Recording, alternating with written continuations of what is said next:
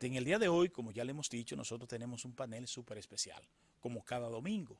Son ya cerca de 12 años que tenemos en este espacio de manera ininterrumpida, con un panel semanal. Estamos hablando de más de 500 paneles educativos, con personas calificadas que van a hablar sobre temas específicos para que usted se inculturice, conozca a fondo la verdad de cada cosa. Por eso decimos, somos amantes de la verdad en la profundidad de la realidad misma. Ese es nuestro eslogan. Y hoy le vamos a dar los buenos días y la bienvenida a la vez aquí a San Francisco de Macorís y a nuestro espacio, al Poder de la Información, al licenciado José Plácido Enríquez, quien es abogado especialista en Derecho Migratorio e Internacional Norteamericano. Bienvenido y gracias por estar con nosotros. Sí, muchas gracias. Gracias por tu invitación. Un placer estar aquí. También está con nosotros Rosagna Severino, la licenciada Rosagna Severino, una importante abogada de San Francisco de Macorís, que anda en estos lares de lo que es el derecho internacional. Qué bueno que está con nosotros. Buenos días, gracias, Wilson. Bien, nosotros en el día de hoy quisimos invitarle para conversar junto a ustedes sobre lo que es el derecho internacional, el derecho migratorio, que en los últimos tiempos pues ha tomado un nuevo dinamismo, que de eso nosotros vamos a hablar. Y tenemos precisamente con nosotros una persona muy competente, graduado en Derecho en la República Dominicana, de ahí se fue a Estados Unidos a hacer sus especialidades en Derecho Migratorio Norteamericano y Política Económica Monetaria, muy importante, eso fue en la Universidad de Columbia. Funda su oficina para dar servicios precisamente en Manhattan a los criollos, a los nuestros. Y también es un importante comunicador, porque veo que hasta por la Mega ha andado usted, señor. Sí, señor. Y eso es muy importante. Es decir, siempre orientando a cada uno de nuestros inmigrantes, porque muchas veces la ignorancia cuesta mucho en este tipo de temas. Y el buscar personas que no tengan la suficiente pericia, que no sean lo suficientemente expertos, pues muchas veces se convierte hasta en una estafa, porque pasan de una mano en la otra con personas no expertas y cometen crasos errores que luego prácticamente son insalvables la situación. Y de eso pues también hablaremos. Pero vamos a iniciar. Nosotros nos gusta iniciar por una parte como una escuelita, porque el primero que es iletrado aquí soy yo, que soy bachiller en ciencia física y matemática, no más. Y vamos a hablar precisamente de qué es la emigración desde el punto de vista jurídico.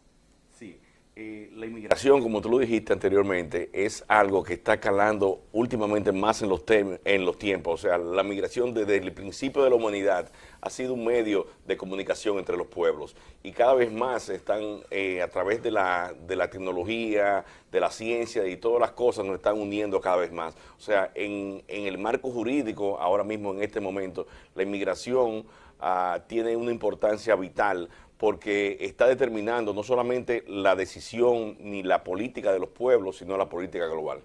Y sobre todo que la inmigración ya está incidiendo en lo que es ya la soberanía de los pueblos. Exactamente, exactamente. Por eso te comenté anteriormente que se ha creado más turbulencia incluso, y eso tiene que ver mucho con la comunicación mundial que hay ahora mismo, porque anteriormente las noticias eran un poquito más lentas, pero ahora a estar tan compenetrados por las cuestiones de las redes, es cada vez más depende cada pueblo más uno del otro que en el pasado. La interconexión en las redes es muy importante y es muy valioso y es muy cierto lo que usted nos ha dicho, pero también hay que ver el hilo conductor que hay detrás de los intereses económicos, que es por donde se mueve el mundo, hacia una visión comercial. Exactamente. Olvidándonos precisamente hasta de la esencia misma. Es decir, si este mercado me conviene, yo me hago el chivo loco con todos los antecedentes históricos, con los vínculos culturales, y voy a pensar en función de mercado y no en función de nación.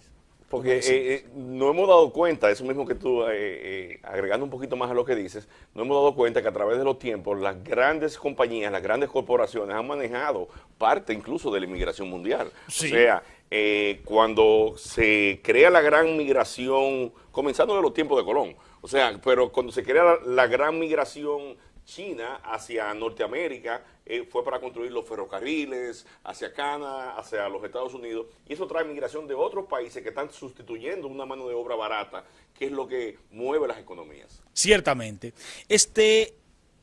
Cuando le abordaba en principio, hablábamos de ese nuevo dinamismo, pero también hay que señalar que tenemos un presidente en los Estados Unidos, que decimos nuevo presidente, pero ya tiene un par de años, que ha gravitado precisamente en lo que es el dinamismo de la política exterior con los Estados Unidos. No podemos perder de vista que una de las naciones más receptivas a nivel del mundo, o la más receptiva a nivel del mundo, son los Estados Unidos, como sociedad. Ahora bien, como Estado, es la que más requisitos pues conlleva para admitirle en su territorio. Entonces, podríamos decir que hay un antes y un después en la política exterior de los Estados Unidos con relación a Donald Trump. Definitivamente. Y no solamente que hay un antes y hay un después, sino que después que pase el gobierno de Donald Trump, no creo que nunca más la política migratoria vuelva a ser lo mismo que fue antes. Porque se está creando una percepción en el público norteamericano diferente de lo que es la inmigración o de para qué ha servido la migración en los Estados Unidos. O sea, no podemos olvidarnos que la migración es lo que ha hecho grande a los Estados Unidos. La diversificación de sociedades, la diversificación de razas, de costumbres, de pueblos, ha hecho que ese país crezca de una manera desproporcionada con los otros países. Estados Unidos consume casi el 40% de los bienes que se producen en el mundo. O sea, es un país que mueve la economía mundialmente. Entonces, ahora con esta política de Donald Trump se ha creado una percepción, el gobierno, para desviar la atención de todo lo que está pasando en Estados Unidos, ha creado una percepción falsa a lo que es la inmigración. O sea, mucha gente de los Estados Unidos ahora piensa la inmigración, lo están viendo como si fuera un lastre, como es, personas que vienen delincuentes, gente que vienen a traer enfermedades, muchas cosas más, y eso no es verdad. O sea, la inmigración es lo que ha hecho grande a los Estados Unidos. Ciertamente, entonces podríamos decir que el tema emigración para Donald Trump es una cortina para tapar lo que es los asuntos económicos y de política exterior que ha mantenido con el mundo. Definitivamente, definitivamente. No hay un ejemplo más grande que esto, que la caravana de inmigrantes. La caravana de inmigrantes nadie sabe cómo surge, consigue financiamiento para un viaje que dura meses, que requiere organización, mucho dinero y una logística muy buena. Entonces se crea esa caravana casualmente antes de las elecciones. Entonces esa caravana se presenta como que es una amenaza hacia los Estados Unidos y logra volcar la opinión que mucha gente tenía a favor, en contra de Donald Trump, porque Donald Trump se presenta como que él es un salvador de todas estas personas que van a invadir los Estados Unidos, mandan muchísimos guardias a la frontera, se gastan 800 y pico de millones, o sea, es una cosa completamente exagerada, pero casualmente esa amenaza tan grande que Donald Trump le pintó al pueblo norteamericano acaba después que pasan las elecciones. O sea, pero esa fue una caravana que se hizo fuera del territorio norteamericano, es decir, la política exterior migratoria de Donald Trump va más allá de las fronteras de los Estados Unidos. Claro que sí, porque no podemos olvidar que este es un gobierno sensacionalista. Entonces, al ser un gobierno sensacionalista, parte del poder que tiene este gobierno es cómo manejan los medios de prensa y cómo manejan la opinión pública. Como tú recordarás, Donald Trump ha sido un empresario que tiene unos medios un poquito ortodoxos, diferentes a lo que es la política en nivel general. Entonces ellos utilizan muchos medios, se filtran muchas informaciones como parte de la persuasión, que es parte de la acción también. Cuando Donald Trump, desde que Donald Trump entra a la presidencia, por un periodo de tiempo bastante grande, decae las personas que son arrestadas en la frontera porque menos personas intentan ingresar a los Estados Unidos ilegalmente. Y no solamente eso, sino que personas que iban legalmente a los Estados Unidos también dejan de entrar a los Estados Unidos por el mismo miedo que le da Donald Trump. O sea, Donald Trump, sin gastar mucho dinero en poner guardias, solamente con la promoción que ellos tienen, generan situaciones que crean imaginaciones en la mente de las personas. Ciertamente, ahora bien, ¿es tan débil la política norteamericana que su aplicabilidad depende de la presidencia de la República? No, no Me es tan pregunto. débil. No es tan débil, no es tan débil.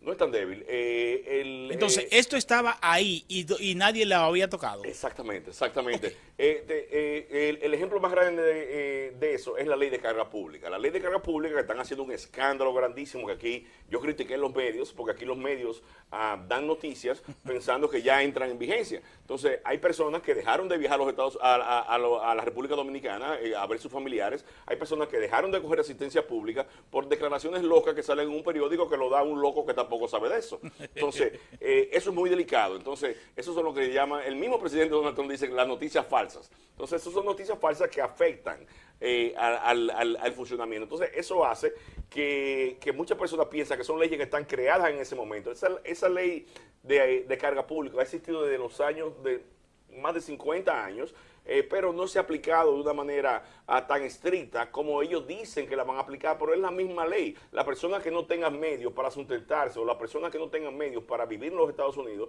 el gobierno de los Estados Unidos no le va a dar una facilidad para que esa persona entre a residir allá. O sea, eso es algo completamente lógico que siempre ha estado todos los tiempos. Pero las personas creen que fue Donald Trump que lo creó y eso no es así. Eso es lo que queremos señalar precisamente, que somos muy alegres a la hora de dar una opinión y una información sin saber hasta qué punto esa información va a gravitar, perjudicar claro, en la vida de dos naciones. Claro. Entonces, esa ley de carga pública, ciertamente, cuando yo la escuché, dije, no, pero esto, y cuando la vi, la revisé, dije, no, pero esto ha estado siempre. Pero hay mucha gente que estaba pensando que ellos podía pasar, de esa manera fue que lo plantearon en los medios, sobre todo aquí. Yo oí a alguien por televisión. Sí, pero aquí somos expertos en todo. Ellos le hacen ver a la persona como que tú vas al aeropuerto, tú coges carga pública y otro dice, ok, tú coges asistencia pública, dame tu residencia y te vas para atrás. O sea, sí, eso no es así. Eso hay que hacer un procedimiento. Hay que llevarte frente a un juez y determinar que verdaderamente tú te vas a convertir en una carga pública. Exactamente. Entonces, de eso precisamente queremos hablar, de esos derechos del inmigrante, porque si bien es cierto que ningún país está obligado a recibirte como inmigrante, es decir, eso es algo espontáneo, yo lo veo así. No claro, sé porque si en tu casa tú admites a quien tú quieras. Exactamente. Así mismo se maneja como nación. Ahora también hay derechos, porque por el hecho de que una gente me visite a mi casa, yo no tengo por qué dar una bofetada dentro de mi casa. Exactamente. Es decir, hay normas.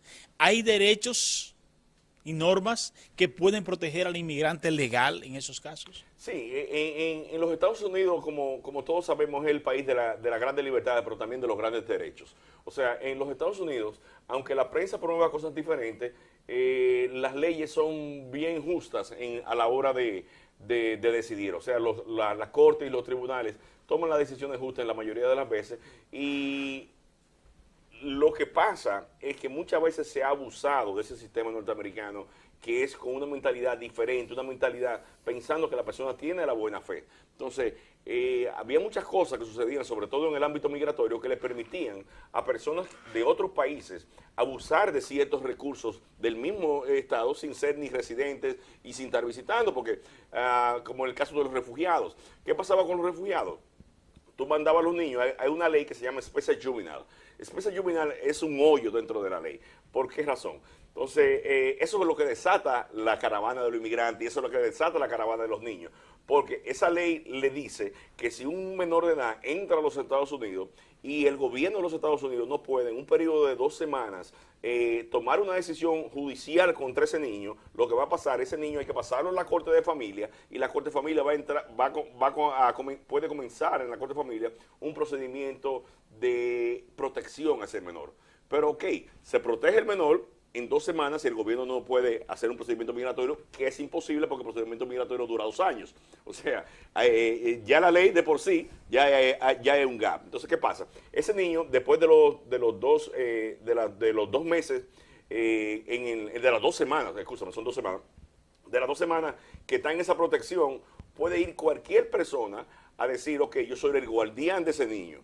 Entonces, el niño, ¿qué hace con el niño? El niño le consigue una residencia temporal, pero no solamente al niño, al guardián también.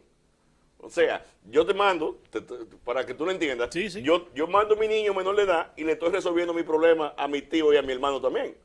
O sea, porque con esa protección de especie juvenil, a las personas que no tenían documentos en los Estados Unidos le daban un estatus de protección que no lo podían deportar y que era como una residencia. Entonces, se crea ese tipo de procedimiento. Es muy promovido en el Triángulo Norte, digamos Honduras, Nicaragua y Salvador, sí, que son los países que tienen ese tipo de situación. De facilidades. Ajá, de facilidades por la situación que se vive en esos países de inseguridad. Y entonces, en base a esa ley, comienzan las personas a mandar los niños y eso es mismo lo que crea la caravana de inmigrantes. Entonces, esos son hoyos en la misma ley, pero que le hacen un daño a la economía increíble y no solamente un daño a la economía, sino que le hacen un daño también a la inmigración a nivel general. Ciertamente, porque la inmigración no se puede ver en un contexto general, es decir, tiene sus particularidades. No es lo mismo la política migratoria de los Estados Unidos para con la República Dominicana que para con Haití, como para con Cuba, ¿verdad? Exactamente, sí. Hay una diferencia, sí, claro, de la manera de que Estados Unidos maneja la política migratoria es diferente de acuerdo a ciertos países, como la situación de Cuba, los países comunistas, y también está, ahora mismo, en el área del trabajo, se ha reducido bastante las leyes de trabajo, porque le están dando, o sea, las cuotas más altas para visas de trabajo están en la India. O sea, la India controla todo lo que se llama visa de trabajo. Para que tú tengas un ejemplo, si lo ponen por orden de llegada, tendría que pasar como 3 años antes de que pudiera pasar una persona que no fuera de la India, de la línea tan grande que hay. Porque la gente de la India son los más deseados ahora por el mercado norteamericano, porque hablan inglés, saben computadora, dominan otros idiomas y tienen una capacidad y un valor de mercado mucho más barato que en los Estados Unidos, que lo que le pagan los empleados. Entonces esa situación Mira, ese dato yo lo desconocía. Esa situación crea que la política migratoria de los Estados Unidos sea un poquito más acercada en cuanto a visas de trabajo para captar ese tipo de migración. Eso es en visa de trabajo. ¿Y en visa de paseo? No, en visas de paseo son cuotas generales para todos los países del mundo. Okay. Hay países del mundo que tienen unas cuotas especiales de acuerdo a ciertas situaciones que se puedan presentar, como situaciones de catástrofe. Estados Unidos también tiene lo que se llama los tratados de protección, donde le permiten a las personas o a los países, si hay situaciones de gravedad, de aumentar la cantidad de visas que hay para paliar un poquito la crisis que se genera en esos países. O sea, el método norteamericano de visa es algo que está manejado por el Departamento de Estado y puede variar de acuerdo a la situación económica de cada país. Sí, eso tiene mucho que ver con la geopolítica y con las condiciones económicas de los pueblos y sobre todo con la parte política y el interés que guarda Estados Unidos. El interés que guarda Estados Unidos en la interrelación. Y la necesidad que está en Estados Unidos también de captar esa inmigración. Es lo que dice el presidente Donald Trump. La inmigración ahora. Y el disgusto también catalizar el disgusto. Es lo que dice el presidente Donald Trump. Lo que crea, lo que se crea en esta política migratoria, el punto de base de la política migratoria del gobierno de Donald Trump es la inmigración. Él dice que la inmigración en cadena no funciona para los Estados Unidos, que es verdad en cierta parte, hay que admitirlo eso, que no funciona la inmigración en cadena, sino que funcionaría la inmigración en base al mérito, que también es verdad. Porque ¿a qué país no le conviene que vengan personas que estén más preparadas que vengan personas de países pobres? Eso es algo completamente lógico. Entonces, esa es la base de la política de Donald Trump, que él dice que prefiere la gente de los países orientales, de los países europeos y de ciertos países que tengan más preparación que de algunos países, lo que le llama países de ya tú sabes. Sí, vamos a entrar a una parte y yo sé que al público le interesa mucho, que es esta parte del visado. Esos criterios para otorgar el visado. Muchas veces, está hablando uno que nunca ha pisado la puerta del consulado, pero muchas veces usted va con todos sus documentos. ¿Cuál es el criterio que se usa de forma medular para otorgar ese visado? Sí, cuando tú vas a Estados Unidos, cuando tú vas al consulado de los Estados Unidos a buscar una visa, el consulado o el cónsul tiene la presunción de que todas las personas que van a buscar una visa son inmigrantes en potencia. Eso se llama el intent. Dice que todas las personas tienen la intención, el perfil de inmigrante. Entonces tú tienes que probarle al consulado que tú no tienes ese perfil de inmigrante. ¿Cómo tú le pruebas a ese consulado que tú no tienes el perfil de inmigrante?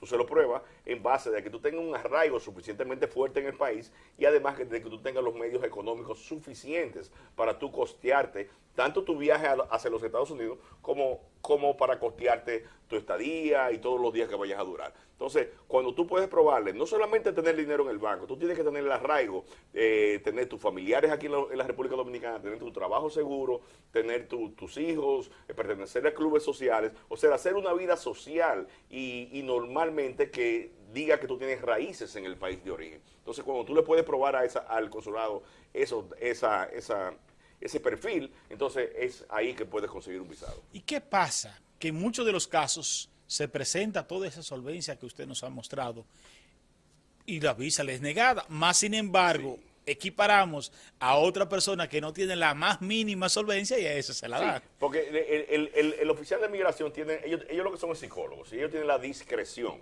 de otorgar y de no otorgar. Entonces, ellos están también muy apoyados por programas de computadoras.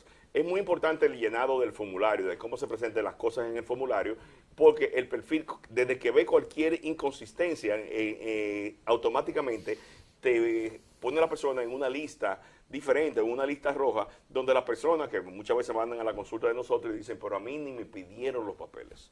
O sea, ya las personas están negadas desde antes de yo ir a la cita, porque el formulario identifica unos patrones que dan como conclusión que esa persona tiene el perfil. El tipo se va a quedar. Se va a quedar. Entonces, porque puso algo que no es, o porque tal vez tuvo un formulario anterior y sigue poniendo cosas diferentes. Cuando tú pones cosas diferentes, llena un perfil de una manera y después pones en el otro que tú vienes 5 años después, pones algo diferente, tú dices, pero me lo niegan siempre. Se lo niegan siempre porque en todas las ocasiones no se ha tomado la consideración para llenar el formulario y se ha llenado muy a lo loco. Entonces, eso influye muchas veces en la negación. Pero también hay otros factores como serían la presentación de la persona, cómo la persona se representa frente al oficial de migración. Hay que ir con traje y corbata. No hay que ir con traje y corbata, pero sí hay que ir con una ropa que te identifique, que le dé cierta solemnidad a ese procedimiento. O sea, tú tienes que ir de la manera que tú eres, pero es mejor. Tú sabes que a veces la vista, la primera vista, o sea, la primera impresión es lo que vale. Cuando tú no conoces a una persona, ¿qué es lo primero que tú ves? La impresión visual que tú tienes de esa persona. Entonces, en base a la impresión visual, ya tú vas ganando cierta puntuación, cierto positivismo de intención con la persona. Pero ponérselo para de día atrás, porque cuando tú te pones el traje por primera vez se nota Se un lejos. nota. Ese no es suyo. O cuando te lo prestan, que te queda la Cuando manga lo por aquí. prestan en la manga. Existen diferentes tipos de visado, ¿verdad? Sí, claro. Hay muchos tipos de visados. Hay visados para visas de inmigrantes, como también para visas de no inmigrantes. Hay visados para profesionales específicos, como sería para médicos. Hay visados para músicos, para peloteros, para profesionales de la salud. Que son de trabajo, que les permite Que son trabajo. de trabajo, sí. Nosotros también trabajamos con visas de músicos y cosas así. Y los de peloteros, esos son visas temporarias de trabajo. Esa persona le dan una visa por un cierto número de tiempo determinado en base a un contrato que tienen en los Estados Unidos. También hay visas de trabajo, que son visas de no inmigrantes, que son compañías que te ofrecen un trabajo en base a tu capacidad. Esas visas de trabajo no son tan sencillas como la gente piensa. Son visas que la persona tiene que tener cierta capacidad, porque la compañía en los Estados Unidos tiene que hacer publicaciones en el periódico para demostrarle al gobierno o al Departamento de Labor que no hay profesionales de esa categoría para tú conseguir ese tipo de visado. O sea, hay gente que dice, yo quiero una visa de trabajo, un amigo me va a mandar una carta, pero no es así. Esa compañía tiene que cumplir con ciertos requisitos, tiene que tener por lo menos 10 empleados ciudadanos norteamericanos y tiene que tener ciertos revenues, cierto income, cierto ingreso esa compañía, y tú tienes que tener la calificación para tú poder ocupar ese puesto que ellos están Claro. Anteriormente habían facilidades para obtener visados de trabajo, para visas para empleados domésticos, para gente que no eran profesionales, pero eso cambió bastante después del año 1996. Ok, hablando precisamente de esas visas, y ahí vamos a entrar con nuestra amiga Rosagna, hablando precisamente dentro de esas visas, ¿cuáles son los principales problemas que se presentan a la hora de una persona acercarse a ustedes? Bueno, primeramente, cuando uno hace la evaluación del perfil de la persona, es lo mismo que estaba diciendo el colega José. Los requisitos tienen que ver con lo que es lo económico y lo social. O sea, la persona le dice, ¿usted está casado? Sí, yo tengo una unión libre. Tengo hijos, pero, por ejemplo, no es de la persona que va en común. Tengo un vehículo, pero no está a mi nombre, sino que tengo un acto de venta solamente. ¿Y tiene validez ese acto de ventas? Realmente no, porque, o sea, el sistema de los Estados Unidos de la embajada tiene que ver con esa pantalla, como decía aquí el querido colega, de que hace referencia, o sea, eso no está en un sistema, eso es simplemente un acto de venta que lo hace cualquier abogado notario y no está en lo que es impuestos internos. Un inmueble, lo mismo. Yo tengo una casa más de 30 años, ¿tiene un título? No, no tiene título, un acto de venta. O sea, tampoco eso va a figurar. Entonces van con una pantalla, no, que yo tengo tal cosa. Entonces todas esas cosas son previo a una solicitud que habría que regularizar eso para que la persona pueda tener un perfil acorde a lo que se solicita. ¿Tú sabes lo que pasa? Abundando un poquito más de lo que dice Rosana, lo que pasa es, nosotros aquí en la República Dominicana tenemos una costumbre de informalidad. O sea, pensamos que las cosas informales tienen justificación porque yo soy yo. O sea, Sí, tú, sí, tú- sí. tú no me conoces, tú no sabes que soy yo. ¿Quién usted va a continuar, O verdad? sea, exactamente, porque entonces hasta bravo se pone si tú lo Sí, cuestionas. sí. Entonces, las cosas no son así. Si tú vas a dar una prueba documentada, si tú vas a decir que tú eres dueño de un vehículo, si tú vas a decir que tú eres dueño de una propiedad, lo más prudente y lo más inteligente y lo que se hace en todos los países del mundo es que si tú compras una casa, esa casa te da tu nombre. Que si tú compras un vehículo, ese vehículo te da tu nombre. En la mentalidad de un norteamericano es casi imposible tú pensar que yo te pueda vender a ti un vehículo y yo pueda dejártelo a nombre mío todavía. Y la responsabilidad que eso conlleva. La responsabilidad civil que eso Civil que conlleva. eso conlleva. Y el seguro. Tú estás haciendo un fraude de seguro también. Tú estás haciendo 20.000 tipos de fraude. Entonces aquí lo vemos como Inclusive como interviene normal. la ley de lavado. Claro, en ese exactamente. caso. Entonces aquí lo vemos como algo completamente normal. Y nos quejamos cuando otros países tratan de implementar la legalidad. O sea, las cosas, si tú vas a utilizar una prueba, tú tienes que tener la documentación debida para tú probar que ese bien te pertenece a ti. Y también, por ejemplo, el nivel de información y las medias que se manejan. Porque en nuestro caso, un ejemplo, una gente que gane 40.000 pesos y viene y se te presenta con una matrícula de un Mercedes-Benz del año. Óigase, mi hermano, explíqueme. No, ya. Oh, pero yo fui medio con mi millón carro y de a mí me pesos. quedaba mi visa. ¿Para qué me voy a quedar yo ya? Exactamente. A nosotros lo que nos gusta mucho, yo tengo 32 años viviendo en los Estados Unidos, yo toda mi vida casi he vivido en los Estados Unidos, y me gusta mucho del dominicano que nosotros en la oficina que tenemos, manejamos diferentes nacionalidades, gente árabes, muchos mexicanos, salvadoreños, Guyana, de todos los europeos, de todos los países del mundo. Y el dominicano nos llama mucho la atención, el grupo de abogados que trabajamos en esa compañía, que el dominicano, si tú le preguntas algo de su país, él, además de que se lo sabe todo, te puede decir, te puede opinar de cualquier cosa, siempre dice que está bien. Tú le dices, mira, vamos a hacer esto, pero yo te no, pero que yo no necesito eso, yo estoy bien. Entonces tú le dices, pero ven acá. Entonces, ¿a qué tú estás viviendo aquí? No, que yo en mi país estoy bien. Todo el mundo está bien. O sea, muchas veces no se enfoca en la realidad, en lo que es el presente. Tú ves, si tú vas a los Estados Unidos, es para tú vivir en los Estados Unidos, para tú hacer vida en los Estados Unidos y no vivir en dos países al mismo tiempo. Entonces, eso es un pequeñito Entonces, fallo ahí es que donde tenemos está el nosotros. asunto. ¿Cómo ustedes manejar esa parte? Lo fácil que se nos hace mentir al dominicano, que es una cultura, el mentir, el falsear la propia realidad. ¿Cómo manejar ustedes esos casos? Nosotros tenemos muchos casos diferentes, y muchos de ellos, con lo que tú dices de la mentira, son en base a la falta de conocimiento de las personas. Porque muchos son tan tontos, muchos son tan ingenuos que ponen a la persona en un tipo de peligro que si una persona inteligente lo pone en ese tipo de peligro, tú le dices, no, esa gente nunca se mete en eso. Yo he tenido clientes, es más, de aquí de San Francisco de Macorís.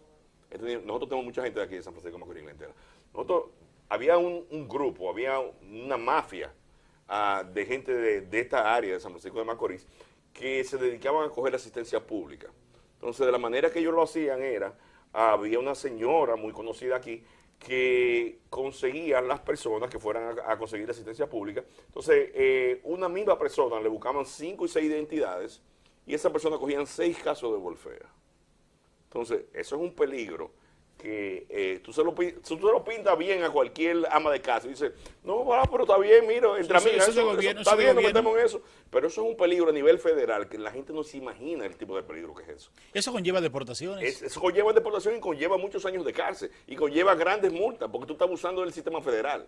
Es algo sumamente grave. Eso, vender droga y eso van a lo mismo. O sea, incluso eso es peor. Lo tratan peor en la corte que casos que estén relacionados con droga. Entonces muchos dominicanos tienen esa mentalidad de que son cosas que, como dicen la gente, no, yo me la... Aquí, que se cogen par de botellitas sin problema. Luego me la estoy buscando. O sea, que con eso yo estoy justificando una cosa que puede ser ilegalmente increíble. Ciertamente, nosotros le vamos a pedir un permisito para irnos a una pausa y cuando regresemos vamos a hablar de esta parte de las peticiones familiares, cuáles son los requisitos, sobre todo el nivel de solvencia.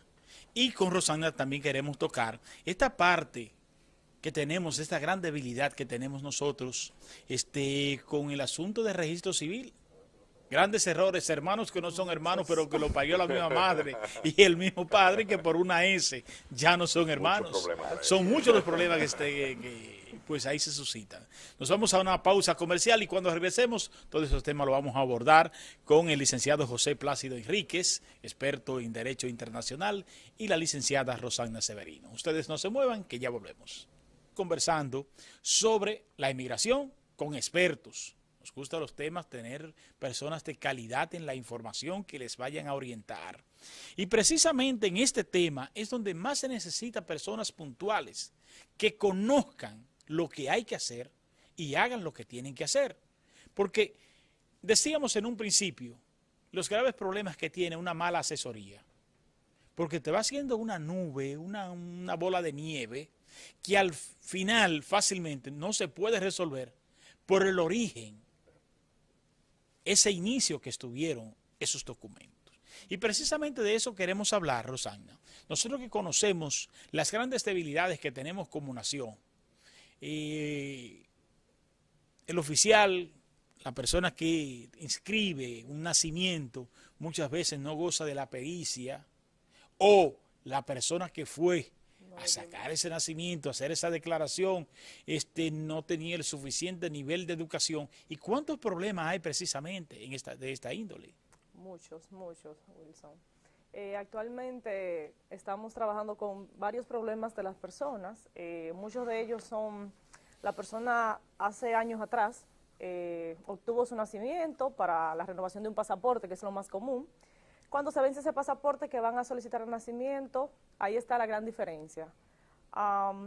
Le omitieron un nombre, un segundo nombre a la persona, a la madre, al padre. El año de nacimiento de esa persona no coincide, el lugar de nacimiento.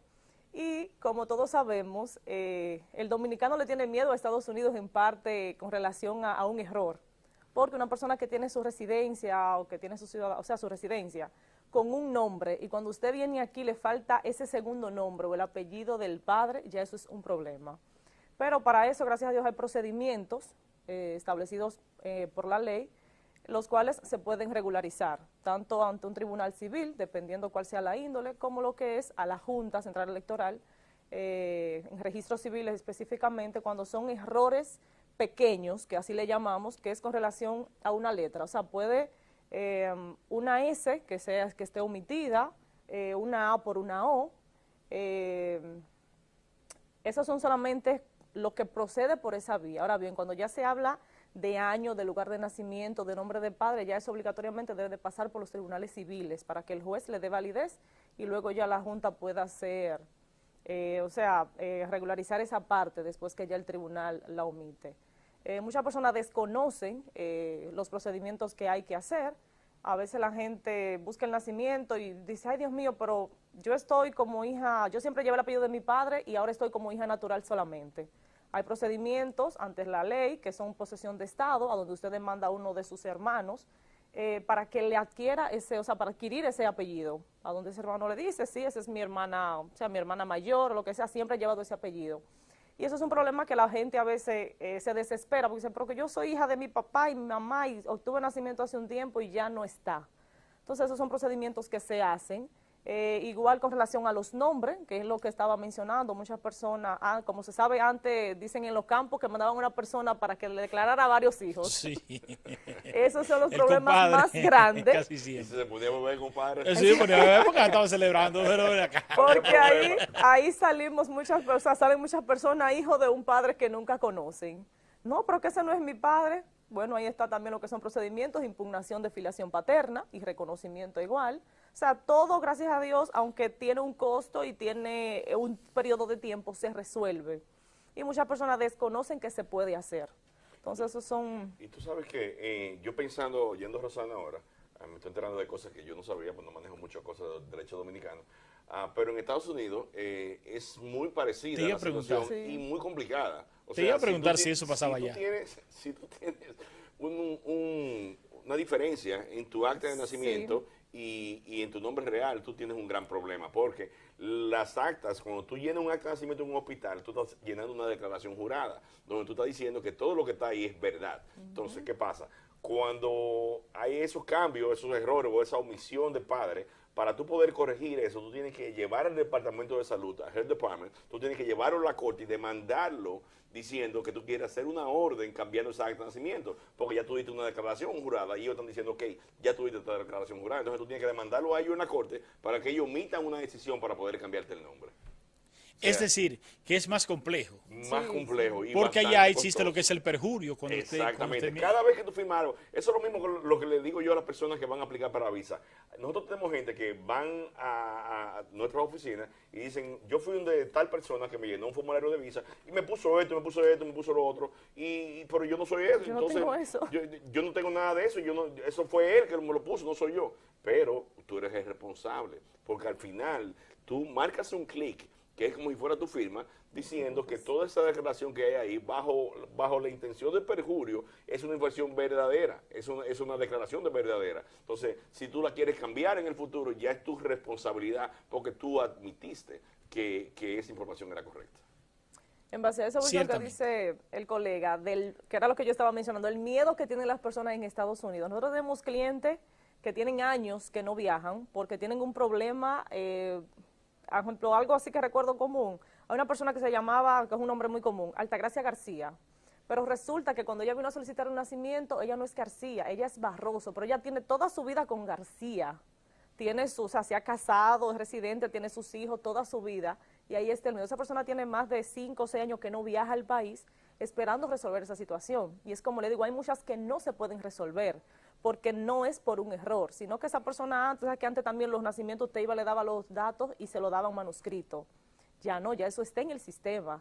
Y en el sistema se expide un nacimiento acorde a los datos que están de su padre y de su madre.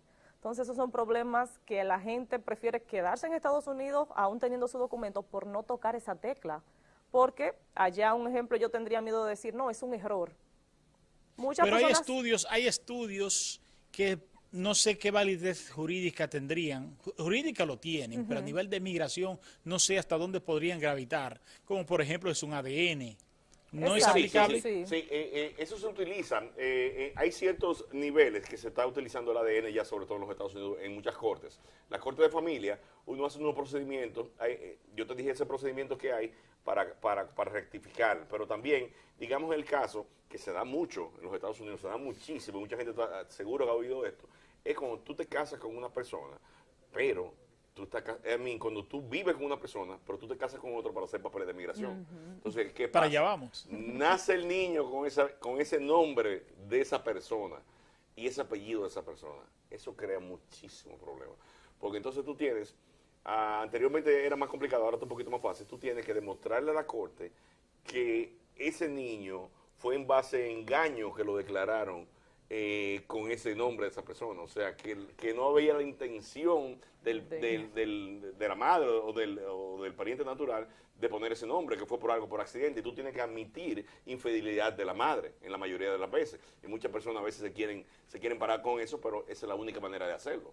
Entonces, el Departamento de Migración no le cae atrás a eso, pero en cualquier momento puede caerle atrás el Departamento de Justicia, puede caerle atrás, y el Departamento de Migración si hay alguna denuncia, porque esos casos se dan bastante, muy seguido. Porque la gente piensa que en Estados Unidos todo es perfecto, que todo se da todo bien, no. Eso es el cielo. Sí, no, a veces es más complicado que aquí. Sí, porque hay un grado de ignorancia también bastante alto en Estados Unidos y de personas que no están al margen de los conocimientos y de la complejidad de los procesos, y se va casi siempre por el lado más fácil. Wilson, agregarle algo con relación a lo mismo de todo lo que se hacía antes, de que los dominicanos, como dicen por ahí, engañaban bastante, es con relación también a personas que se fueron con unos documentos y unos datos diferentes a lo que tienen actualmente. O sea, yo he trabajado personas que han tenido 3 actas de nacimiento, con nombres distintos de padre, fecha de nacimiento, o sea, todo distinto. Muchos de ellos se resuelve con un procedimiento de nulidad de acta de nacimiento por duplicidad o por triplicidad. Muchos tendrían que quedarse en el aire porque con el acta de nacimiento que hicieron vida en Estados Unidos, esa acta no figura en ningún sitio. Se pagaba, se hacía, se buscaba la manera y se hacía. O sea, ya nada de eso está, porque eso está en el sistema. Y el acta que se les pide en ese sistema es el acta con la cual usted fue a hacer la declaración y es que está en la oficialía. Entonces, tú sabes que, escúchame que te interrumpa, tú sabes algo que se me ocurre ahora, que es muy importante en esa cuestión, hablando de ese tema, ya hablando en cuestiones migratorias, sobre todo hacia los Estados Unidos, que es algo que mucha gente comete, sobre todo en estas áreas, porque nosotros tenemos muchos clientes de estas áreas, te digo. Ahí, digamos, un padre pide a su esposa, y la esposa tiene 3 niños. Entonces, ¿qué pasa? La esposa viene de un estrato pobre, entonces la hermana de la esposa tiene 2 hijos más.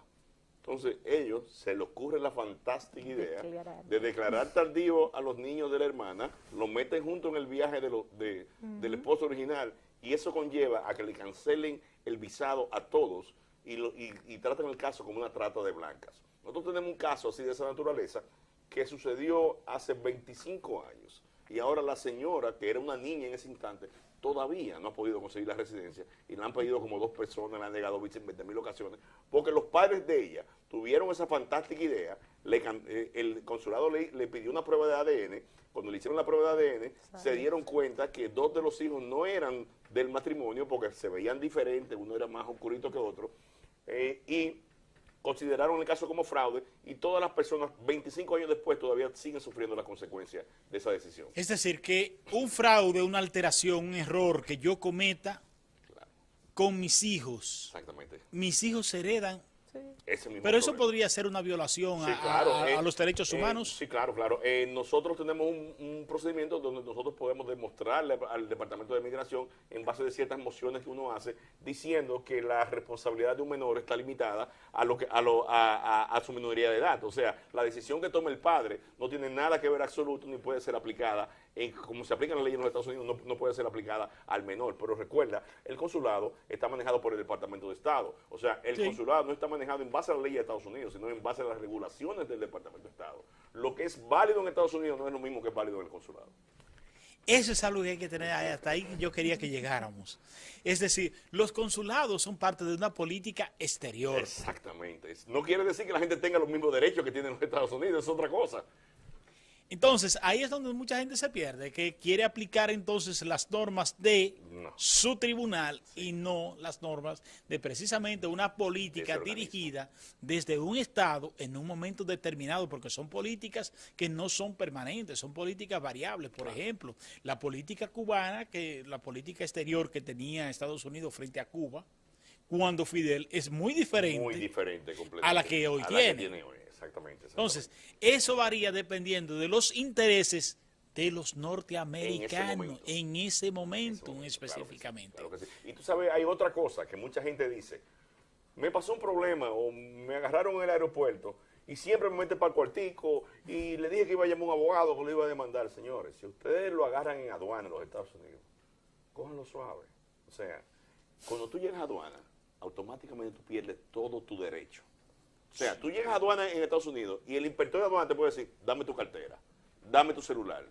Y si tú no lo dices, tú no puedes ni llamar a un abogado ni nada, tú vas preso inmediatamente. Nosotros hemos tenido casos de personas, la oficina de nosotros no estaba tan lejos del aeropuerto, como a media hora, que personas que lo llegaban en un avión decían que tenían una identidad falsa, e incluso siendo verdad, los oficiales de CBP determinaban que no, que esa persona estaba diciendo mentira. Ellos te montan en un avión, la persona nos llamó a la oficina, y en lo que nosotros llegamos al aeropuerto, ya nos dijeron, ya está montado en un avión. Pero, dicen, cuando ustedes saben bien como abogados que el que entra a aduanas no tiene absolutamente ningún derecho. Territorio de nadie. Ese territorio de nadie. Hay mucha gente que dice: pero ellos me quitaron la cartera. Nosotros hemos tenido un cliente. Me revisan el celular. Le quitan el celular. Nosotros tuvimos un cliente hace como 2 o 3 semanas, el tipo de Argelia, y un profesor universitario, y el señor iba y trabajaba ciertos días en los Estados Unidos, y los oficiales de migración determinaron que estaba entrando mucho y saliendo, y lo que hicieron fue que le quitaron su celular, vieron las fotos que él tenía en sus redes trabajando en su oficina, le quitaron su cartera, vieron que tenía tarjeta de presentación, y en base a eso determinaron que la persona estaba violando los términos de la visa, le cancelaron la visa, lo declararon inadmisible y lo retornaron para atrás. O sea, es un procedimiento que ellos te pueden intentar si tú entras a aduana sin estar muy bien preparado. Eso es algo que debemos tener bien pendiente, porque muchas veces alegamos derechos que no tenemos en un momento determinado, que está consignado inclusive en los términos que usted firma sin darse cuenta. Pero que no lo lees. que no lo lee.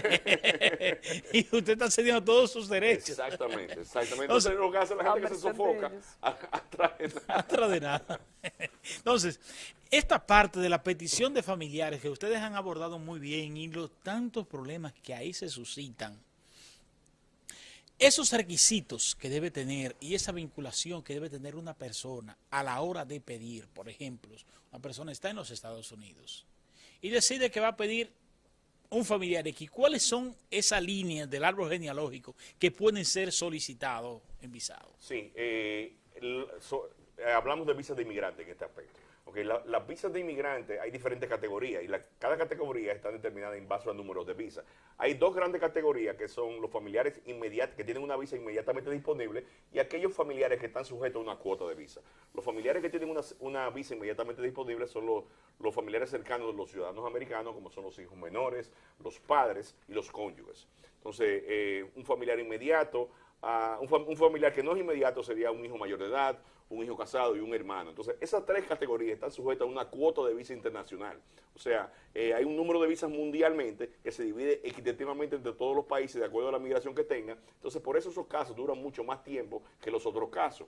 Porque si tu hijo te está pidiendo que tu hijo es ciudadano, o si tu cónyuge, tu esposo te está pidiendo que es ciudadano americano, inmediatamente hay una visa disponible para ti. Lo único que no te la dan inmediatamente porque el procedimiento del Departamento de Estado y del Departamento de Migración es un poquito más largo. Pero hay procedimientos. Si el ciudadano norteamericano vive aquí en la República Dominicana, hay procedimientos que tú lo puedes hacer directamente con el consulado y tú puedes obtener la residencia de una persona en un periodo de 3 meses. La última que yo conseguí, la conseguí en 1 mes y pico. O sea, una residencia. O sea, son procedimientos que se hacen especiales directamente del consulado, pero sí se pueden conseguir bastante expeditas. Una persona que sea ciudadano norteamericano, pero está aquí en República Dominicana, que reside aquí en la República Dominicana, puede solicitar la residencia de su hijo para que se vaya. Ese es el procedimiento que te digo. Si una persona que está aquí en la República Dominicana, hay un procedimiento que se llama Direct Consular Filing. El Direct Consular Filing es un documento, es un procedimiento donde tú te vuelas todo el procedimiento del Departamento de Migración de los Estados Unidos y va directamente al consulado. Entonces tú tienes que probarle al consulado que esa persona ha vivido por cierto número de años aquí en la República Dominicana, el ciudadano americano ha vivido aquí, tiene sus ingresos aquí, te apoyas en una affidavit de una persona que vive en los Estados Unidos y puede conseguir la residencia en un periodo mayor de 3 a 4 meses, cuando en Estados Unidos el mismo procedimiento te puede durar un año y medio. Es decir, que hay más facilidad para un ciudadano que vive aquí. Que vive aquí. Sí. Es más rápido. Es más rápido. También hay otras visas que son bastante rápidas para ingresar a los Estados Unidos, son las visas de novio. Las visas de novio en principio son visas de no inmigrantes, o sea, no son visas de inmigrantes, son visas que te dan una entrada temporaria a los Estados Unidos para que en un periodo de 90 días tú te cases con tu cónyuge y puedas someter tu petición de migración. Si tú no cumples con esos requisitos, automáticamente tú pierdes esa visa temporaria. O sea, el que se va con una visa de novio no se va con una residencia, sino se va con una visa para obtener la residencia. Entonces ese procedimiento es más rápido que una residencia normal. Ese procedimiento te puede durar 8 o 9 meses, en lo que una residencia te puede durar de 1 año y medio a 2 años. Y cuando esa persona agotó esos 3 meses, ¿debe de retornar a su país de origen? Si la persona no se casa en los 90 días, automáticamente pierde su derecho a residencia, y aunque se case con otra persona, no puede obtener su residencia. Esos casos se dan muchísimos se dan. Personas que lo piden como novio y las personas tal vez no se conocen lo suficiente. Cuando llegan allá a Estados Unidos, de una vez tienen choques y se separan. Entonces no se casan en el periodo de los 90 días y las personas a veces intentan casarse con otra persona y migración en el 90% de los casos te rechaza esas peticiones.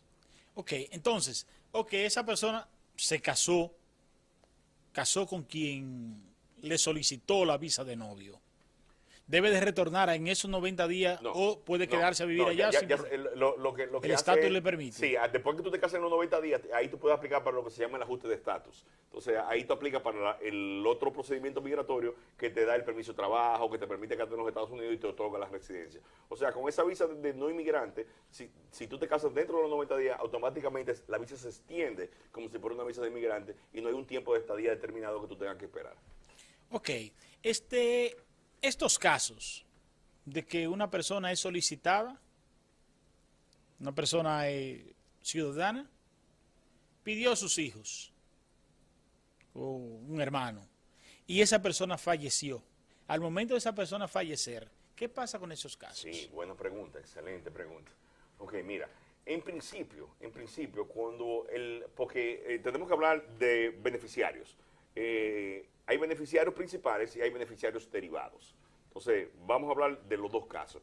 Si el peticionario muere, digamos que te está pidiendo tu madre y tu madre muere dentro del procedimiento, automáticamente, de acuerdo a la ley migratoria, al morir el peticionario, se muere el interés en la aplicación.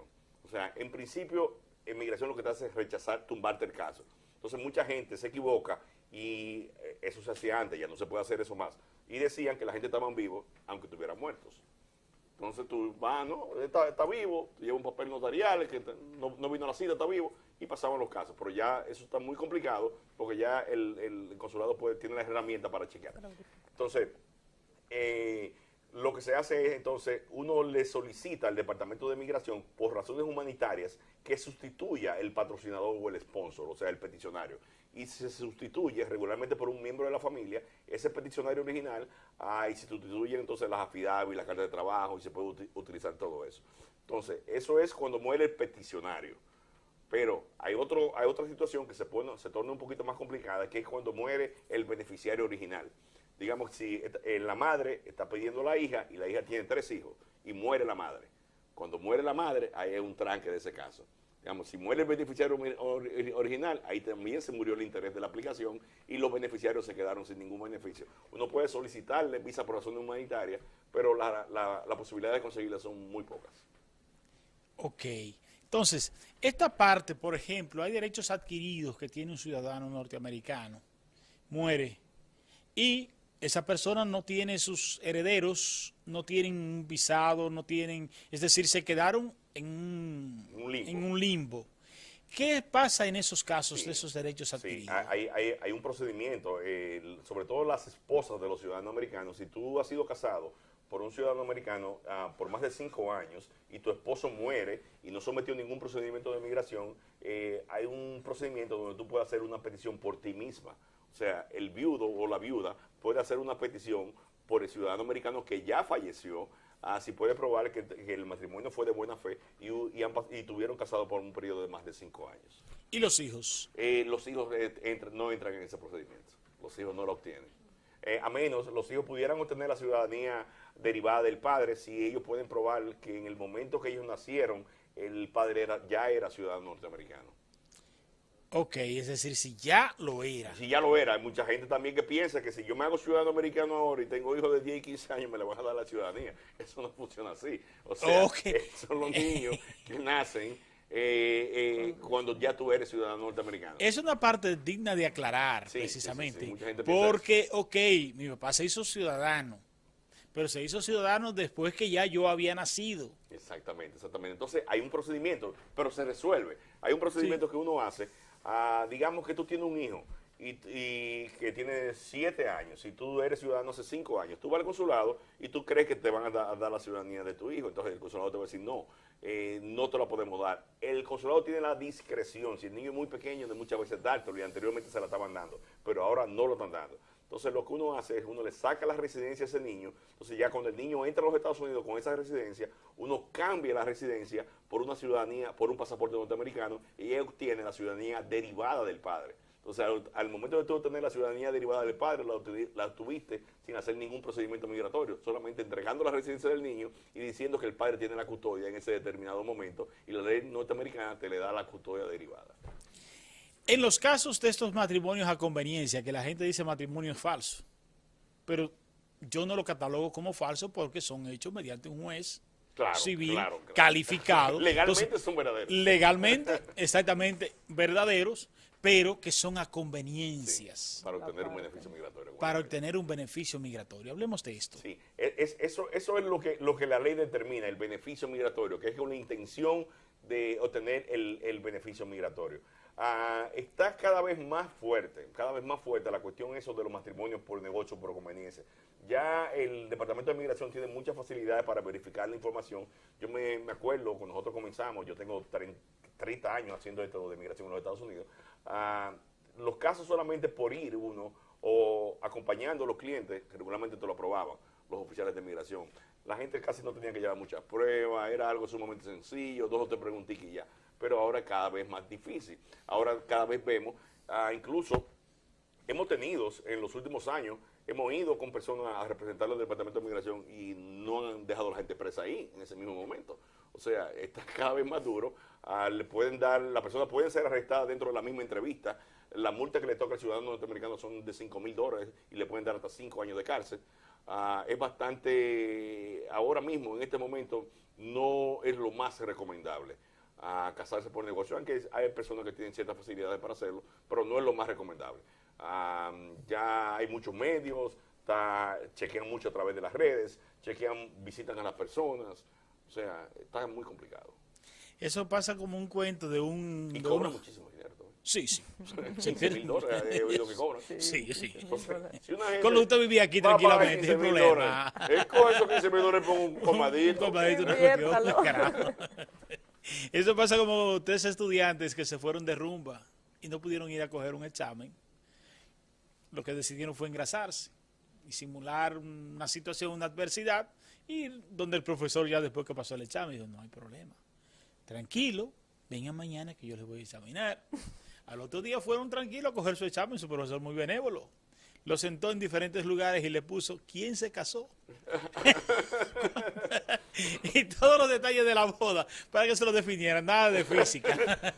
Tú sabes que anteriormente las preguntas de migración eran, mira, migración solamente investigaba casos que dieran un perfil sospechoso, como que la gente se metiera en los papeles muy rápido, que hubiera una gran diferencia de edades, cosas así. Pero ahora están investigando más y más casos. Y nosotros vemos casos de personas que tienen hijos y tienen 10 años y 15 años casados y se queman en una entrevista de migración.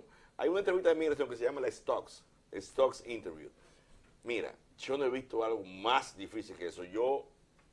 Si fuera a mí que me lo tuvieran que hacer con mi esposa de toda la vida, yo tuviera un miedo increíble, porque es sentarte media hora. ¿Tú sabes la pregunta que tú te puedes hacer en media hora? Con una grabadora, una persona sola, preguntarle todo de la otra pareja. Entonces tú tienes que estar muy bien documentado. O sea, una convivencia verdadera. O sea, tiene que ser algo verdadero. Entonces ya cada vez están con cosas más técnicas, como cuántas pulgadas tiene la televisión, de qué color es el cepillo de dientes, con qué color de panty ella durmió ayer. O sea, cosas que si tú no estás ahí conviviendo con la gente, tú no la vas a ver. Entonces, cada vez están más perfeccionándose las entrevistas, y cada vez ellos tienen más maneras de verificar que el matrimonio es falso. O sea, ya y hacer los cruces de información. Sí, porque es muy fácil conseguir la información, es muy fácil. Sobre todo el dominicano, que siempre habla de más. Y que se toma fotos sí, y toda la cosa. Sí. Y habla de más. Y el peligro más grande que hay es la misma boca de la gente. Sí. Increíble. Lo que nosotros le decimos a la gente cuando van allá a la oficina, que vemos que hay un matrimonio que no está muy bien, porque nosotros no aceptamos tampoco, no podemos, por ley, no podemos aceptar que nos digan un matrimonio falso, pero cuando vemos algo que no está muy bien, es que le decimos, mira, traten de consultar esto o de comentar esto con menos personas posible, porque no hemos visto muchos casos que la gente tiene en su caso muy bien, que todo le está yendo muy bien, y llama a una amiga que peleó con la otra amiga, y llama, o una prima la pone a llamar, mira, ese matrimonio es falso. Tenemos muchísimos casos de eso, muchísimos casos, tanto aquí como en los Estados Unidos. Tenemos gente que desde aquí de la República Dominicana ha llamado a migración allá en los Estados Unidos para hacerle un daño a otra gente. Celosa, novio celoso, novio celoso. Novio celoso, amistades. La miserabilidad humana. O sea, cuando la persona no recomendamos, que no se me malinterprete, nosotros no recomendamos ningún tipo de esos procedimientos ilegales, pero si una persona está haciendo algo que no está completamente legal, le aconsejamos que trate de mantenerlo lo más posible en secreto que pueda. Hay un tema que lo vamos a abordar después de esta pausa, muy interesante, sobre todo aquí en San Francisco de Macorís, que es el punto de las deportaciones y lo que es el perdón. De eso vamos a hablar seguido, nosotros regresemos de la pausa comercial. Ustedes, irnos a la pausa, hablábamos de temas muy espinosos aquí en San Francisco de Macorís, sobre todo. Y hablábamos del asunto de las deportaciones y el asunto también del perdón. Hablemos de esto. Sí, los perdones, ahí no como la gente dice que los perdones no existen, los perdones existen. Lo que pasa es que no todos los delitos son delitos que pueden ser perdonables. O sea, hay que determinar a la hora de hacer un perdón o a la hora de calificar para una persona que tenga el beneficio del perdón, el tipo de delito que esa persona cometió, el tiempo que pasó desde que cometió ese delito y si hay una agravante migratoria en ese delito. Regularmente los delitos donde para la persona poder aplicar para un perdón tiene que haber pasado 10 años después de haberse cometido el delito, y los delitos no pueden ser felonías en las primeras clasificaciones como serían felonías tipo A o felonías tipo B. Entiéndase, personas que hayan durado más de 2 años de cárcel, es muy difícil en muchas ocasiones, sobre todo si tiene que ver con narcotráfico, que esas personas puedan aplicar para un perdón, para una visa de inmigrante. O sea, hay diferentes perdones. Hay perdones también para conseguir una visa de paseo o por una visa de no inmigrante. Tú puedes solicitar un perdón, que eso es el consulado y una agencia internacional que está en Washington, que es la que se determina hacer ese tipo de perdones. Es decir, si hiciste más de 2 años de cárcel, si existe más de 2 años de cárcel, como están las leyes migratorias en este momento, es muy difícil que una persona pueda obtener un perdón en los Estados Unidos en base a esa actividad ilegal. Lo que se hace es, esos perdones se hacen en base a sufrimiento extremo de los familiares calificados. Como los familiares calificados, entiéndase, por padres o cónyuges. Tiene que ser tu padre o tu cónyuge la persona que te pida, y tú en base al sufrimiento extremo que va a pasar a esa persona si tú estás fuera de los Estados Unidos, es en base a eso que tú puedes aplicar. Entonces para eso requiere eso es una visa, médico. son visas de, ¿cómo se le llaman esas visas? No, yo estoy hablando, en este caso específico te estoy hablando para visas de inmigrantes, para residencias. Ok. Se puede obtener un perdón para residencia. Lo más importante a la hora de hablar para un perdón o de ahora ver si tú calificas para un perdón es ver el récord criminal de la persona. Muy importante tú determinar el récord criminal de la persona, porque muchas veces una persona está arrestada en base a unos cargos y cuando el caso se va presentando varias veces en la corte, la clasificación del delito va disminuyendo en base a las O va aumentando también. O va aumentando, puede aumentar, pero muchas veces, la mayoría de veces, va disminuyendo. Entonces, cuando va disminuyendo la clasificación del delito, es muy posible que te arrestaron por este delito que era una felonía en principio y al final quedó como una simple violación por base a las mismas negociaciones. Entonces, lo más importante es verificarse el récord de la persona y en base al récord es que tú determinas si la persona califica o no califica para un perdón. Anteriormente llegó una época que en los Estados Unidos estaban deportando a la persona por cualquier cosa. Sí. O sea, hubo como 2 años en el gobierno de Obama que pasaban muchas deportaciones, personas con delitos menores, con problemas de DUI, manejar intoxicado, personas que tenían incluso violaciones del tren, simples violaciones, peleas, cosas así, eran deportables fácilmente. Entonces, ese tipo de personas sí califican para un perdón. También personas que hayan cometido ciertos tipos de fraudes migratorios, también esas personas califican, después de cierto periodo de tiempo, califican para un perdón. Es decir, cuando hablabas de negociación, ¿a qué te refieres? Por ejemplo, hay casos que son negociables cuando tú te vas a convertir en un testigo que le interesa a ellos, sí, te reducen la pena, sí, aún ellos sabiendo que tú eres implicado en un delito mayor. Te reduce la clasificación. Te reducen la clasificación y eso podría también ser calificable, claro, para una visa. Claro. No solamente en ese caso en específico, para todas las personas que han vivido en los Estados Unidos y han tenido algún contacto con la justicia, saben que desde que tú vas a la corte allá, antes del tribunal decidir si lleva el caso frente al gran jurado o no lleva el caso frente al gran jurado, la fiscalía te hace ofertas para no llevar ese juicio, y muchas de esas ofertas son la disminución de la clasificación del delito. Para ello no llevarte frente a un juez, frente al gran jurado, ellos determinan, ok, te voy a dar este cargo, que es un cargo inmediatamente inferior a este cargo que tú tienes, para que no te vayas frente al gran jurado. Si te vas frente al gran jurado, entonces la pena que te va a tocar va a ser el doble de lo que te iba a tocar. Yo te voy a ofrecer 5 años por ese delito, pero si tú llevas el caso frente al gran jurado y el gran jurado te determina culpable, en vez de 5 años, tú vas a coger 15 años, tú vas a coger 20 años de cárcel. Entonces ahí te sube la clasificación de delito y te obligan a la persona a negociar. Por eso era que anteriormente muchas personas se declaraban culpables y salían inmediatamente. Entonces ellos no sabían que eso podía traer una incidencia migratoria que en ese tiempo no estaba pasando, pero ahora sí está pasando. O sea, gente que se declaraban culpables de delitos que duraban 2 o 3 días en la cárcel, pero esos delitos podían ser deportables en base a las leyes migratorias. Entonces ahí fue un tranque. También otro de los servicios que nosotros ofrecemos, hay posibilidades de reabrir incluso casos criminales después de tu haber sido deportado. O sea, si a ti te deportaron y el Departamento de Migración, o no el Departamento de Migración, sino el abogado que tú tenías y el juez, en el momento que tú te hiciste culpable, no te dijo de las incidencias migratorias que podía tener esa declaración de culpabilidad, es muy posible de que tú puedas reabrir tu caso, incluso después de haber sido deportado, en base a ese fallo en comunicación con el acusado. Entonces, hay muchos procedimientos que se pueden hacer.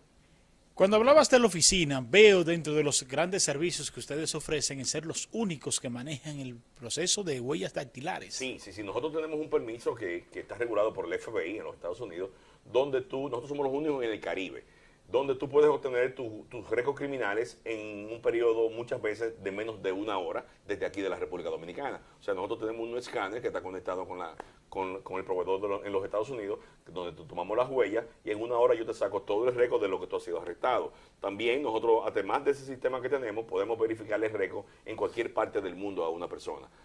También otro servicio que nosotros tenemos son los servicios de apostillamientos, donde podemos conseguir acta de nacimiento, récord de la corte, minutas de la corte. Hay personas que fueron deportadas hace 20 años y nunca supieron qué fue lo que pasó con su caso y quieren ver qué hay en su caso. Nosotros podemos conseguirte todas las minutas de todo lo que se dijo en tu caso, las personas que estuvieron implicadas, lo que pasó en ese caso, y así la persona puede verificar y puede saber si califica o no califica para un beneficio migratorio. ¿Por qué es tan importante un récord criminal? La obtención de un récord criminal es preciso y exacto. Es tan importante porque hay muchas veces que tú no calificas para un procedimiento migratorio, tú no calificas para un perdón, tú no calificas para una visa. Y si tú estás gastando tu dinero aplicando para ella porque tú no tienes la habilidad para verificar tu récord. Entonces, ¿cómo se verificaban los récords anteriormente? Había que ir a Estados Unidos. Ahora, a través de este sistema que nosotros tenemos, nosotros te podemos verificar el récord de República Dominicana y en muchos casos vemos personas que piensan que pueden calificar para un perdón o pueden calificar para un beneficio migratorio. Cuando nosotros sacamos los récords, resulta que no. Entonces, eso le está economizando miles de dólares a esa persona y no solamente miles de dólares, sino también que le está economizando un tiempo precioso. O sea, tú tener en la mente que tú vas a hacer un viaje de migración 3 o 4 años gastándote miles de dólares que cuestan los abogados allá en Estados Unidos, es algo bastante grande. Pero también un ejemplo, dependiendo del récord que esa persona tenga, ya ustedes saben si puede aplicar o no. Es decir, esa depuración ustedes la hacen constantemente. Claro. Parte de la manera que nosotros practicamos el derecho en los Estados Unidos y lo estamos haciendo aquí en la República Dominicana, yo trabajo con una firma que es una firma de abogados de más de 34 años de experiencia, dirigida por el ex fiscal, el primer fiscal de origen hispano en la ciudad de Nueva York, Heriberto Cabrera. O sea, es una firma bien reputada. Nosotros somos abogados criminalistas y migratorios, tenemos muchos años en esto, y parte del derecho que hacemos es un derecho investigativo, donde nosotros primero, antes de coger cualquier caso, tenemos que ver la posibilidad de ese caso de resultar positivamente en la corte o no. O sea, nosotros no cogemos un caso porque tú vayas con el dinero. Puede ser incluso hasta una petición de visa. Rosana sabe, si una gente va a solicitar quiere hacer una visa de turista con nuestra compañía, nosotros primero tenemos que determinar que esa persona califica para una visa antes de nosotros darle el servicio. Porque resulta que muchas personas, sobre todo aquí en la República Dominicana, muchos asesores migratorios, te cogen los casos. Todo el mundo califica para ello. Todo el mundo califica. Para allá. Lo único que tú tienes que tener para calificar es dinero, según ellos. Y eso no es así. O sea, la cosa no funciona de esa manera. Nosotros respetamos mucho el dinero del cliente porque trabajamos con el formato de los Estados Unidos, que podemos ser demandables en cualquier momento, y tenemos una política bien estricta. Esta firma a la que yo pertenezco, además del doctor Cabrera, también pertenece el ex juez Walter Stross, que es un juez de la Corte Civil de allá de Nueva York, que es una persona bien estricta, que tiene 40 años de experiencia, y todos los casos que nosotros manejamos son manejados por ese grupo de abogados de los Estados Unidos. O sea, nosotros trabajamos bastante recto en esos aspectos. Precisamente con esa forma que podemos definirla como una forma ética, como debe manejarse, hacer ese abordaje, ese tipo de investigación antes de, es mucho el problema que se le puede acarrear, porque cuando iniciábamos, hablábamos sobre los grandes errores que cometen nuestros conciudadanos, abordando personas, por ejemplo, que en una simple agencia de viajes, como muchas veces se ve, hay una palabra que dice expertos. Sí. Mira, eso es algo que nosotros criticamos mucho. Y no es que nosotros vinimos a este país a criticar. Nuestra firma hemos tratado de concientizar a la gente de que no todos los expertos migratorios, como ellos se llaman, son expertos migratorios, porque lo que hicieron fue que cogieron un curso de 48 horas para llenar acaso. Entonces, están poniendo la vida de ellos y la vida de sus familiares y sus bienes, lo están poniendo en riesgo con esta persona que no tiene la capacidad. Entonces, nosotros fuimos a la universidad en Estados Unidos para esto, estamos entrenados para esto y hemos manejado miles de casos de esta naturaleza, y todos los casos que nosotros manejamos se manejan con los nombres del abogado y de la firma de abogado. La mayoría de casos que se manejan de aquí, como ellos no son abogados en Estados Unidos, no lo pueden manejar de la manera que nosotros lo manejamos. Entonces, hay que tener mucho cuidado, sobre todo a la hora de pedir un familiar. Si usted va a pedir un familiar, trate de ir a un abogado de migración que sea un abogado de los Estados Unidos. Trate de si va a ser hasta una visa, como están las cosas de difícil. Nosotros, habiendo comentado anteriormente, que ahora estamos aquí en la ciudad de San Francisco de Macorís, en la oficina de Rosana, en la calle 27 de febrero, en la Plaza Yusel, y tenemos ese servicio donde las personas pueden comenzar un caso, ya sea un caso criminal, un accidente, un caso de migración, una petición, desde aquí de San Francisco de Macorís, como si estuvieran en los Estados Unidos. O sea, si un familiar tiene un familiar preso en Nueva York, pueden ir a la oficina de nosotros aquí en San Francisco de Macorís y obtener ese servicio que nunca anteriormente estaba aquí en San Francisco de Macorís. O sea, es como si fueran una oficina de derecho de los Estados Unidos que está aquí en Macorís, que ofrecemos todos los servicios con abogados de allá de los Estados Unidos. Y eso es bastante importante porque el que se decide hacer esto es como el que se decide a construir. Si lo hace bajo una zapata que no esté bien estructurada, de seguro que la edificación se le va a caer. Claro. Eso mismo pasa también en ese tipo de casos. Es una construcción. Ahí pasa más. Incluso en octubre, el día 1 de octubre, entró la ley de tolerancia cero por el presidente Donald Trump. Esa ley dice que todos los procedimientos migratorios que estén hechos de una manera incorrecta, lo que va a pasar es que la persona va a perder su dinero, y no solamente que va a perder su dinero, sino que en muchos casos puede perder su beneficio migratorio y muchas veces enfrentar la deportación. O sea, si tú vas donde un asesor, de una persona que no sabe lo que está haciendo, y tú estás invirtiendo miles de dólares en esa persona, es muy posible que esos miles de dólares que tú invertiste lo vas a perder porque esa persona no tiene la capacidad para llenar los procedimientos de migración en los Estados Unidos. O sea, ahora cada vez es más difícil a poder hacer ese tipo de servicio sin obtener una repercusión negativa para el cliente. Hemos hablado de muchos problemas y de soluciones, por ende, pero hay otra parte muy interesante y que sabemos que tienes mucha pericia al respecto, que es en la parte comercial. Por ejemplo, ese servicio que ustedes brindan en la licencia para la comercialización de productos. Hablemos de esta parte. Sí, que es bastante nosotros interesante. en la ciudad de Nueva York nos especializamos en diferentes tipos de licencias, licencias para negocios, licencias de exportaciones, también trademarks, marcas registradas para productos. Digamos, una persona que tiene una compañía y quiere registrar un producto a nivel mundial o a nivel de los Estados Unidos, nosotros podemos hacer ese tipo de servicio. También nosotros nos encargamos de licencias de negocio, ya sea de restaurantes, de bares, de discotecas, de bodegas, a corporaciones, LLC, incorporación de negocios a nivel de Estados Unidos en general. Se puede hacer desde aquí, de San Francisco de Macorís. O sea, si usted quiere comenzar un negocio en Miami, si usted quiere abrir una corporación en Pensilvania, donde usted lo quiera, la podemos hacer desde aquí a través de los servicios que ofrece nuestra compañía. Porque todavía los dominicanos, los tercermundistas, tenemos una alambrada.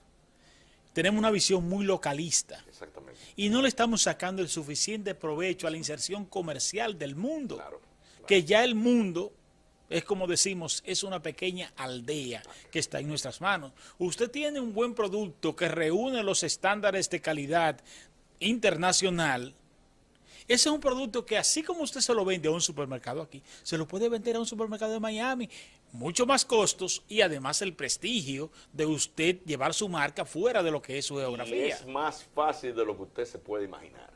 Es mucho más fácil de lo que usted se puede imaginar conseguir la legalidad para esos casos. Mucha gente se quejaba anteriormente que meterse en negocio en los Estados Unidos era muy complicado porque había que buscar representación legal, los abogados eran muy caros, pero todo se puede ya hacer, todo se puede hacer desde aquí mismo. O sea, es bien sencillo tú poder importar tu producto y comercializarlo en los Estados Unidos, porque no solamente que el producto sea bueno, también tenemos que pensar que los dominicanos son un mercado grandísimo en los Estados Unidos. O sea, ya hay tantos dominicanos en los Estados Unidos que vender cualquier producto dominicano, sea un producto primera, sea muy bueno o no sea tan bueno, como quiera se vende, porque el dominicano muchas veces prefiere comprarlo de su país porque es lo que conoce. Ciertamente, y por ejemplo, aquí se ha popularizado mucho lo que son las fábricas de queso, de lácteos, ¿verdad? Y yogur, por ejemplo. ¿Tú sabes lo bueno que sería? Aquí tenemos, sin ánimo de... publicitario, no importa, porque es mi hermano Darío Leaga, por ejemplo. Buenísimo. Uno de los mejores quesos del país, o el mejor bueno. queso del país, a mí me gusta. Muy bueno. Queso Soleaga. Y eso es un queso que puede ser exportable. Entonces, por ejemplo, para Darío estarse peleando en un mercado aquí con 50 tipos y marcas de quesos caseros, me voy a pelearme Claro. con las grandes marcas. Y hablando tú ¿Con de un mercado quesos, seguro? hablando tú de quesos, eso me sorprende mucho. El mexicano, nosotros la oficina de nosotros está en un área que hay muchos mexicanos también en el área. El mexicano es más regionalista que el mismo dominicano. O sea, el mexicano, todos los quesos que ellos venden, que consumen en México, se venden en todas las bodegas en Nueva York. Pero yo creo que tú ves la calidad de esos quesos no le da ni por los tobillos a la de aquí. O sea, son porquería de queso que tú lo ves que lo traen de México y los mexicanos compran ese tipo de queso. Sí, sí. O sea, Porque para ese mercado específicamente. porque específicamente para ese mercado, y no solamente el queso, ahí ponen los vegetales, las carnes, todos los productos que se consumen en México, ellos lo traen y los mexicanos compran los productos directamente de sus países. Si le abrimos los ojos con esto a la población que nos está escuchando, también se le estaba abriendo a ustedes también, que muchas veces se circunscriben, los expertos en derecho migratorio, se circunscriben solo a la parte migratoria, cuando hay una parte comercial Claro que sí. bien puede ser explotada y bien puede ser ponderada. Claro que Por sí. ejemplo, imagínate una Cámara de Comercio y Producción de la provincia de Duarte, como la que tenemos, que pueda contar con una disertación suya y con usted le presente los servicios que usted le podría brindar. Son muchos los productores que podrían beneficiarse. Y también otro servicio que nosotros tenemos en los Estados Unidos es la creación del crédito. Sabes que el crédito es vital. Nosotros tenemos una compañía de reparación de crédito, la que manejo yo, donde la persona puede reparar su crédito negativo que tenga en los Estados Unidos. Nosotros le reparamos el crédito, le borramos la cuenta negativa y le subimos el score de la puntuación de crédito. También nosotros podemos conseguir, a bases de procedimiento, a compañías que estén incorporadas debidamente, conseguirle crédito a esas compañías.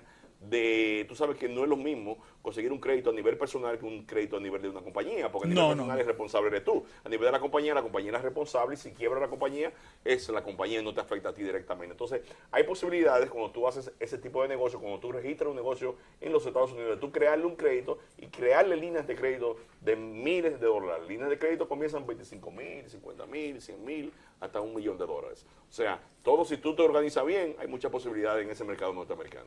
Bien, un minutito para terminar. Rosana, la ubicación. Nosotros estamos ubicados en la calle 27 de febrero, esquina José Reyes, eso es frente a frente al Palacio de Justicia.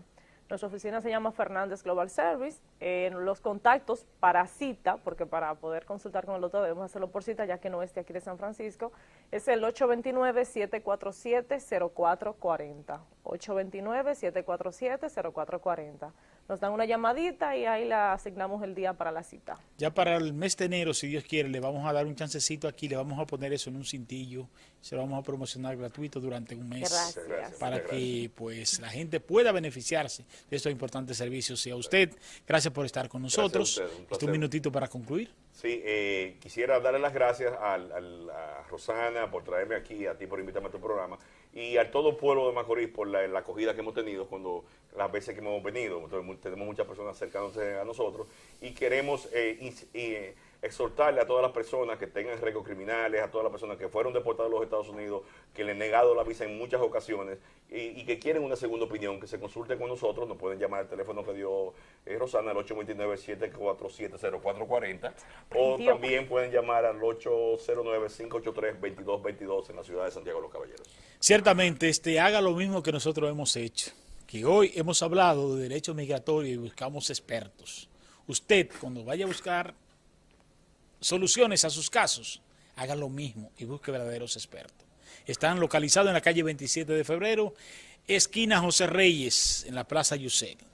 Ahí pues usted puede encontrar esos servicios. A ustedes, gracias por estar con nosotros, Rosana. Gracias a ti, nuestro Wilson, cariño de por la siempre, aceptación. nuestra admiración y respeto, al Gracias. igual que a usted que les conocemos hoy, y esperamos poder mantener esos vínculos de afectividad y de amistad. Gracias, muchas gracias. Y ustedes, mis amigos, gracias por haber estado con nosotros. Hasta aquí el poder de la información, la búsqueda de la verdad en la profundidad de la realidad misma que Dios le ha permitido tener otra realización más.